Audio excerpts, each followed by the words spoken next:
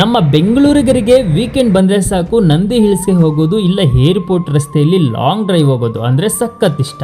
ಆದರೆ ಅದೇ ರಸ್ತೆ ಪಕ್ಕದಲ್ಲಿರೋ ದೇವನಹಳ್ಳಿ ಕೋಟೆ ನೋಡಿದ ತಕ್ಷಣ ನಮಗೆ ನೆನಪಾಗೋದು ಟಿಪ್ಪು ಸುಲ್ತಾನ್. ಹೌದು, ಹಲವಾರು ವರ್ಷಗಳಿಂದ ಒಂದು ದೊಡ್ಡ ಕಲ್ಪನೆ ಇದೆ ನೋಡಿ, ಏನಂತಂದರೆ ಈ ಕೋಟೆನ ಟಿಪ್ಪು ಸುಲ್ತಾನ್ ಕಟ್ಟಿಸ್ದ ಅಂತ.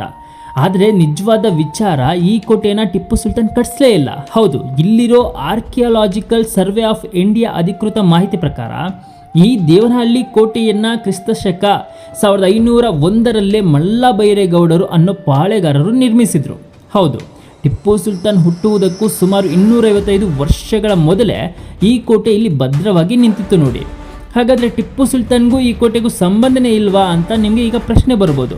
ಖಂಡಿತ ಇದೆ. ಟಿಪ್ಪು ಸುಲ್ತಾನ್ ಹುಟ್ಟಿದ್ದು ಇದೇ ದೇವನಹಳ್ಳಿಯಲ್ಲಿ ಅಂತ ನಿಮ್ಮೆಲ್ಲರಿಗೂ ಗೊತ್ತು. ಆದರೆ ಅವರ ತಂದೆ ಹೈದರ್ ಅಲಿ ಈ ಕೋಟೆಯನ್ನು ಮೈಸೂರು ಸಾಮ್ರಾಜ್ಯದ ವಶಕ್ಕೆ ಪಡೆದ ಮೇಲೆ ಮಣ್ಣಿನ ಕೋಟೆಯಾಗಿದ್ದ ಇದನ್ನು ಕಲ್ಲಿನ ಬಲಿಷ್ಠ ಕೋಟೆಯಾಗಿ ಬದಲಾಯಿಸಿದ್ರು. ಅದಕ್ಕೆ ಎಲ್ಲರೂ ಇದನ್ನು ಟಿಪ್ಪು ಕೋಟೆ ಅಂತ ಕರೀತಾರೆ.